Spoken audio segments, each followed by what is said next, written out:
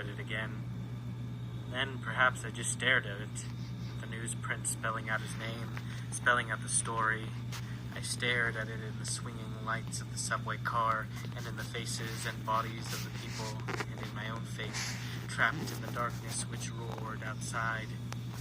It was not to be believed, and I kept telling myself that as I walked from the subway station to high school, and at the same time I couldn't doubt it. I was scared for Sonny. He became real to me again. A great block of ice got settled in my belly and kept melting there slowly all day long while I taught my classes algebra. It was a special kind of ice.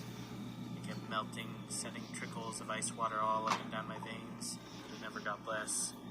Sometimes it hardened and seemed to expand until I felt my guts were going to come spilling out, or that I was going to choke or scream. This would always be at a moment when I was remembering some specific thing Sonny had once said or done. When he was about as old as the boys in my classes, his face had been bright and open. There was a lot of copper in it, and he had wonderfully direct brown eyes and great gentleness and privacy. I wonder what he looked like now. He had been picked up the evening before in a raid on an apartment downtown for peddling and using heroin. I couldn't believe it, but what I mean by that is that I couldn't find any room for it anywhere inside me. I had kept it outside me for a long time.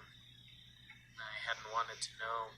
I had had suspicions, but I didn't name them. I kept putting them away. I told myself that Sonny was wild, but he wasn't crazy. He'd always been a good boy. He had never turned hard or evil or disrespectful.